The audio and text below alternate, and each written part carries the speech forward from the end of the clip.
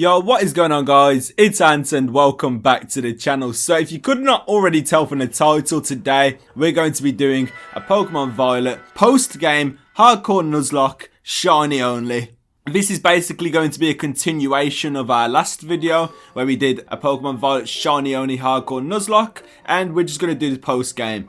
Also guys, if you're new to the channel and find yourself enjoying the content, make sure you smash that subscribe button. We're trying to hit 5,000 subscribers by the end of the year, and we're over half of the way there now, which is insane thanks to all the support on the channel lately. And without further ado, let's go get into things. So currently, this is how our team is looking. We only have 5 Pokemon left from our original run, so we are going to need to go catch a new Pokemon. Also, the level cap is a bit weird. It kind of fluctuates. So, my level cap was originally at 70 for when I fought Toro, and now all the gyms are down to about 65. So, what I'm going to do for this challenge is I'm going to keep my level cap the entire way through at level 70, because that's what the final battle is going to be as well. Which means I'm going to be in for a bit of a hard time here, because everybody here now is level 66 or higher, which means I actually can't take all of my Pokemon into the gym with me, because if any of my Pokemon go over level 70, then they can't be used any longer in the challenge. So we're going to be in for a bit of a tough one. I'm probably going to have to sweep a few or most of these gyms. And we're going to go get into the first fight against Gym Leader Katie. She's a bug type trainer and she starts off here with low kicks, so I send out my Corviknight. And low kicks can't do much damage to us, which is nice. So what I'm going to do here is I'm just going to start spamming some iron defenses. And I'm going to go get my defense maximized.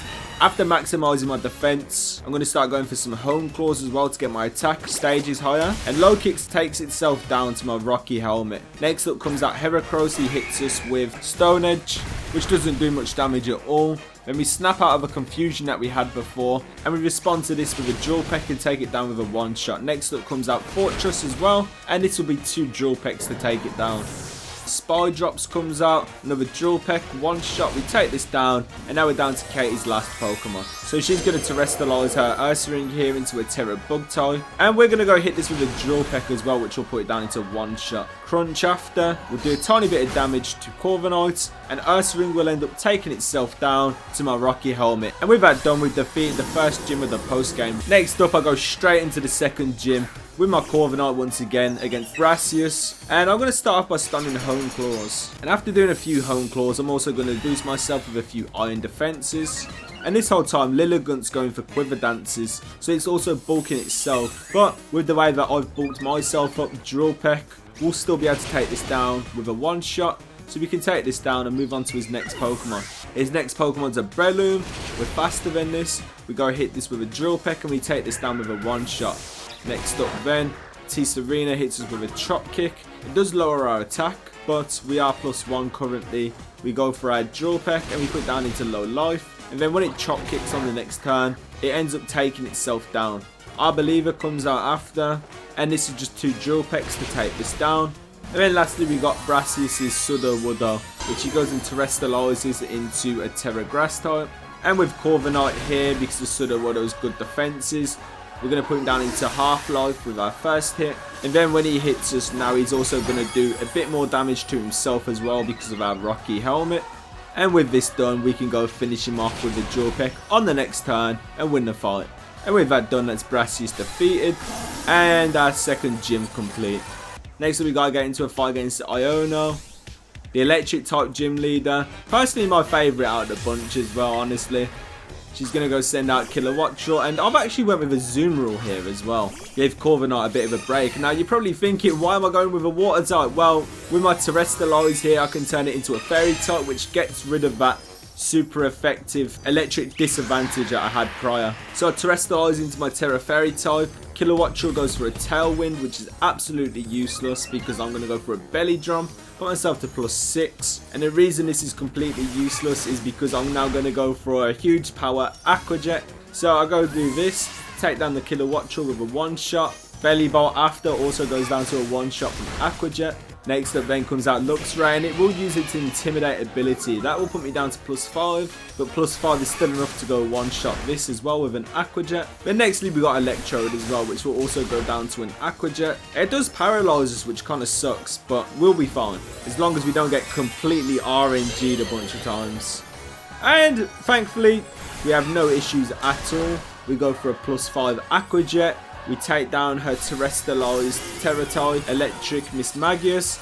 And we defeat Gym Leader Iono. So next up after this, we're going to go get into Gym Leader Kofu. And I've also picked up Light, the belly bolt which carried me through the original hardcore Nuzlocke. And he's basically going to do what he did before. So we terrestrialize him into a Terra Electric type. We take an Aqua Cutter which doesn't do way too much damage. And we're going to go return this with a Parabolic Charge and take it down with a one-shot. This restores all of our HP and we can get into the next Pokemon now, which is Wugtrio. Wugtrio here goes for a Stomping Tantrum and gets a crazy critical hit. We're going to go hit back with a Parabolic Charge. And we are going to get most of our life back still, so it's not too much to worry about. The next Pokemon coming in then is Pelipper. Pelipper's Drizzle sets up Ryme. So when he goes for Surf, it does even more damage than what it would have before. I go for a Parabolic Charge back though, take this down, and get quite a lot of my life back again at least. Nextly, we got Chloritza. Chloritza's going to go for a Water Pulse here. And it's going to do quite a lot of damage as well. It does charge our ability, although that's not really going to change anything. We go hit this with a Parabolic Charge, and we take it down with a one-shot again, restoring quite a lot of our HP back in the process. Nextly, Kofu's going to send out his last Pokemon, which is a terrestrialized Crabominal.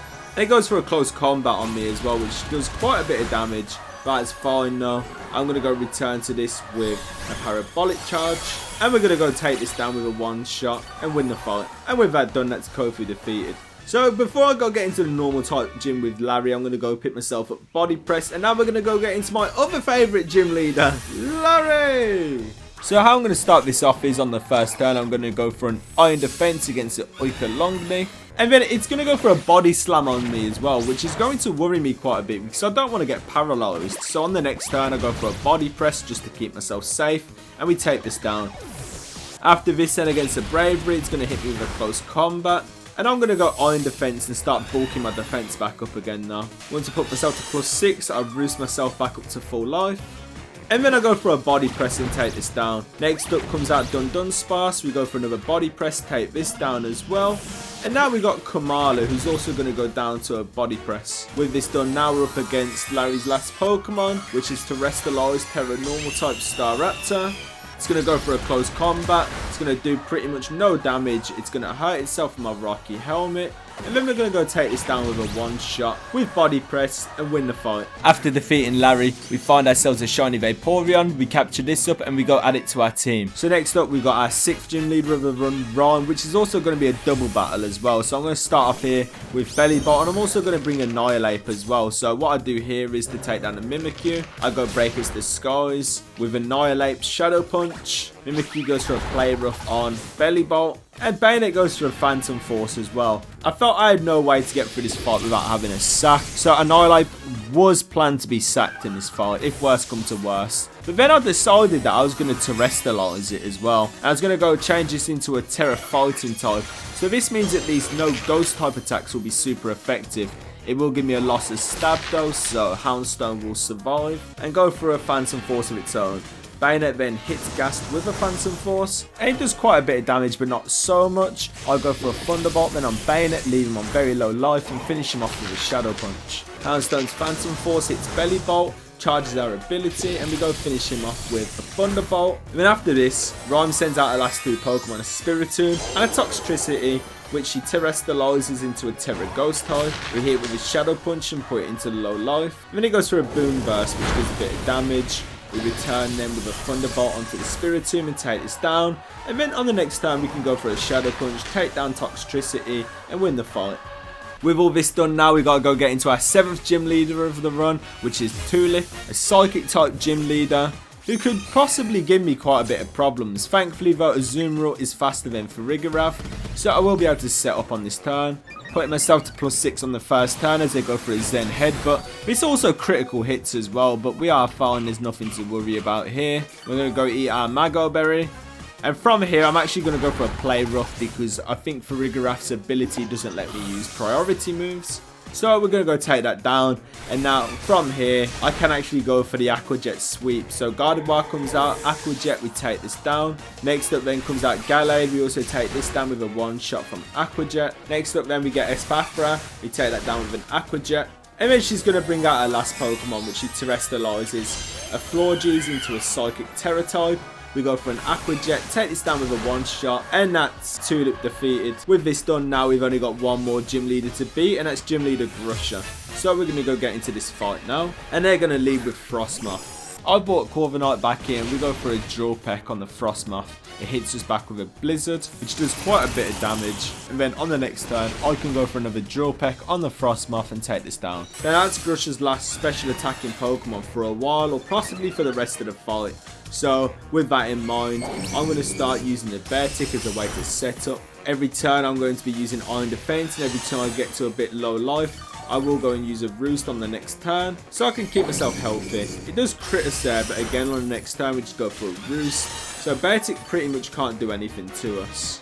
And once I've used Iron Defense to put myself to +6, we go for a Body Press, and we take down the Beartic. Grusha then sends out the next Pokemon, which is the Titan. We go for another Body Press on this and take it down. And then nextly he's going to send out Weavile as well, which goes for a Night Slash. It doesn't do any damage to us at all pretty much. And we're going to reply to this with a Body Press, also take this down. And now we're down to Grusha's last Pokemon, which is his Altarius. So he's going to Terrestrialize this into a Terra Ice type. And he's going to hit us with an Ice Beam as well, which won't do way too much damage. We're then going to reply to this with a Body Press, take down the Altaria, and that's Grusha defeated. And with all that done, we've defeated all 8 gym leaders of the post game. Now next up from here, we just have a little questionnaire. So the easiest for me was Brassius. Next up, the gym leader that left the best impression on me was Ryme, because I actually struggled there. I thought I was going to need a sack. And again, I'm going to put Ryme for this because Ryme was the only one I pretty much didn't sweep. And the gym leader that I like the most, I'm going to have to go with Iono on this one, so I choose that. And with all this done, we can now finally get into the tournament. So I go enter myself into the Ace Trainer tournament. And with this done now, I've got 4 more battles. Thankfully, nobody leveled up over level 70 during all of this. So when we go get into the fight with Arven here, it's not going to be too much of an issue. So Arven here is going to send out Greedent to begin with. Now what I'm going to do here to begin with is I'm going to go use my Annihilate, go for a close combat, and we're going to one-shot the Greedent and take it down. With Greedent defeated, he's then going to send out his next Pokemon, which is Scavillain. And again, another close combat from here will be enough to one-shot this and take it down. And with that done, that's 2 of Arven's Pokemon now defeated. So next he's going to send out Toadzacruel. And I know Toadzacruel is very fast. It has a chance it could be going for a status move, which will move last. But I didn't want to risk it trying to hit me with a move, whilst I'm also at -2 defenses. So I go switch out here over into my Corviknight, and it does go for a Power Whip here, which doesn't do much damage.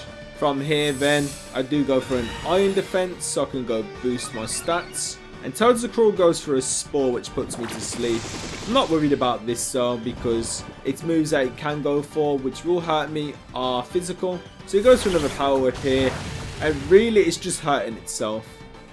So I'm going to be stuck asleep for a couple turns here. And after those couple turns pass, I finally wake up.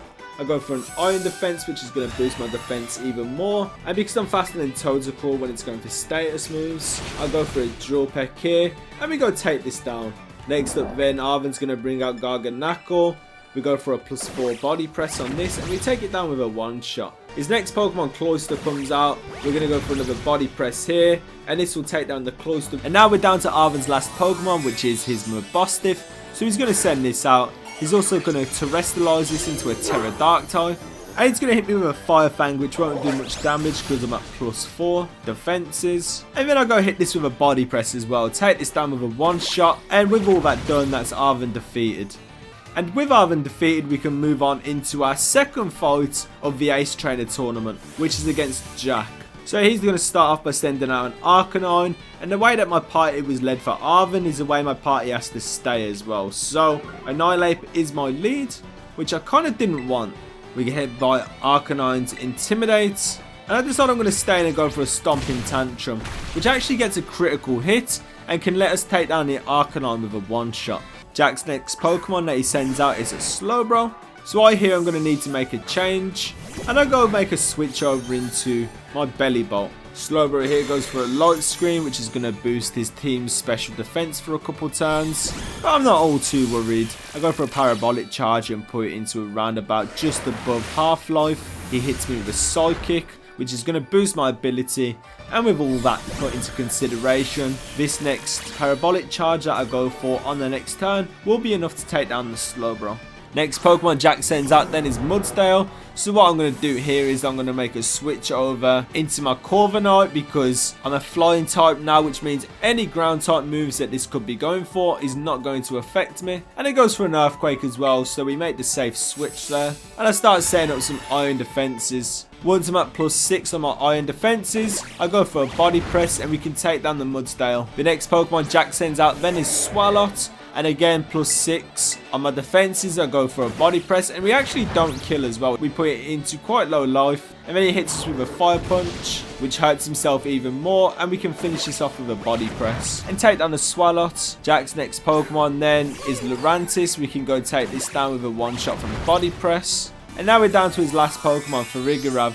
So Jacq here is going to go Terrestrialize Farigiraf into a Terra Psychic type. And we're going to go for a +6 body press, which will put it down below half-life, which is nice because it means we are going to take it down on the next turn. It hits us with a Thunderbolt. It does quite a lot of damage as well, but that's fine because we survive. And on the next turn, we go for another body press here, take down the Farigiraf, and win the fight.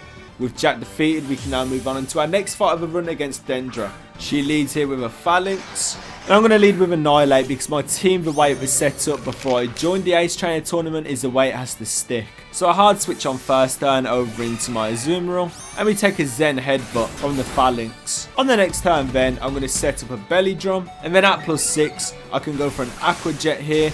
Take down the Phalanx with a one-shot. And move on to our next Pokemon. I'm also not able to get any Mago Berry recovery as well because any items that were used in previous fights can't come back to me.